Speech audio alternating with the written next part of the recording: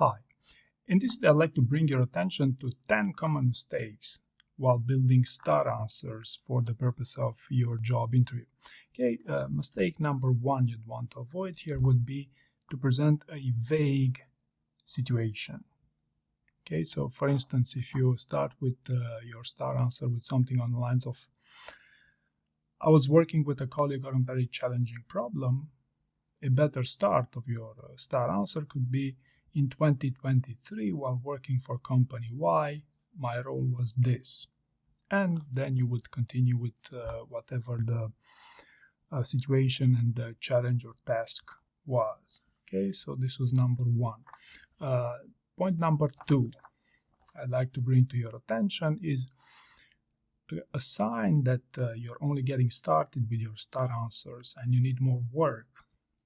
There would be that you balance your star answer in the beginning, that is the situation and task, take more than half or at least half of your answer when compared with the action and results. So you would want to ensure that your action and results are at least half of your answer, usually 2/3 is what I would recommend, right? So the situation and task. And furthermore, I found it's good advice usually to try to combine the situation and task, and even to call that task a challenge, so to speak, right? But this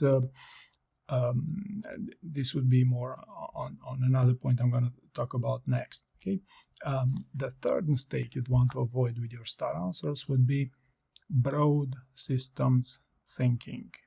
Okay, so this problem stems from the fact that people cannot come up with specific examples of dealing with certain situations, right? So for example, dealing with a conflict. I deal with conflicts by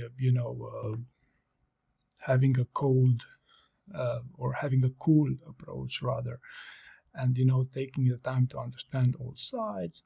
Then the actions I would take to listen carefully to what everyone has to say, eventually look at the data available, try to delegate with things, and as a result, this works and I've had great success with my approach, right? So this would be an answer in the star format, but it's so broad that it doesn't qualify as a specific answer, right?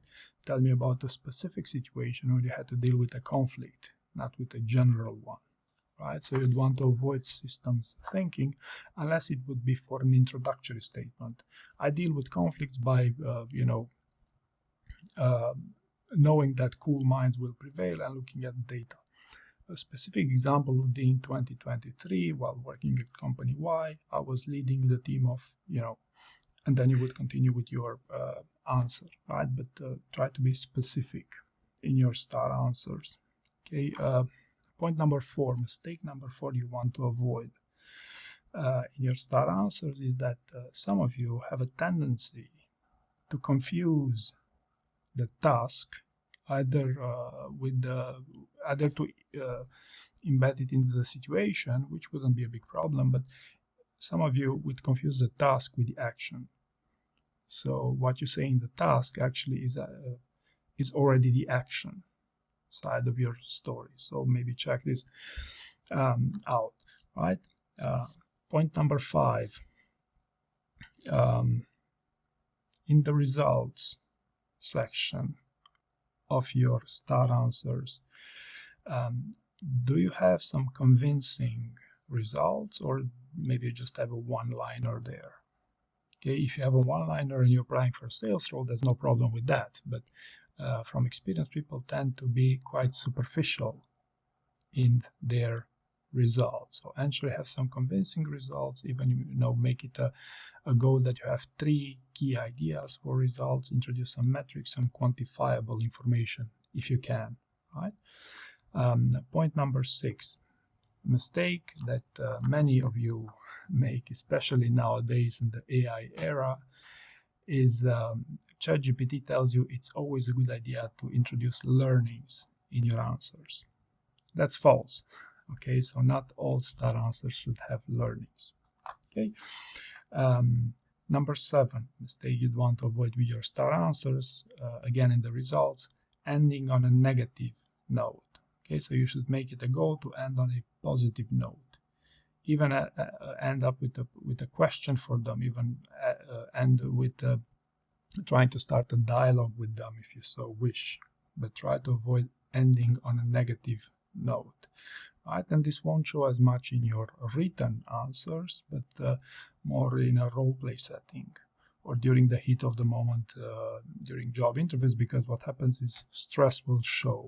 Okay, so you'd want to take extra precautionary measures, so you end on a positive note, and again, you could even end up with a question for them. Is this what you're looking for? Do you want me to provide you with more depth, more details? Okay. Mistake number 8 of crafting your star answers, using AI. Okay, so if you're using AI to reward your star answers, you've already failed your interview even before it begins. Okay, why do I say this? Well, I have access to thousands of your stories, thousands of story banks to be more precise, and I see, people who get into this gambling mentality of rewarding their answers using AI never pass interviews. It's another thing if you ask AI for feedback on your answers. Yes, that I also, sell in my training programs, but, rewarding answers with an AI is a big mistake that I want you to avoid. Right? Mistake number 9 you'd want to avoid with your star answers would be to try to fit your star answer into 5 core behaviors. It's both learning, ownership, dealing with ambiguity, bias for action, think big.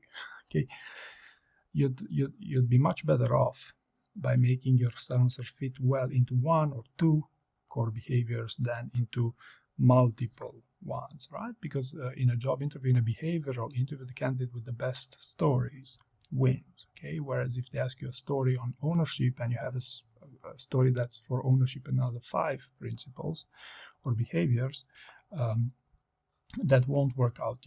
Likely that won't be the best story for ownership, right? And finally, mistake number 10 you'd want to avoid with these star answers from someone who's doing this for over 5 years is that if you call communication your strength, then you should know the star answer is a basic format for people who do not call communication as their strength.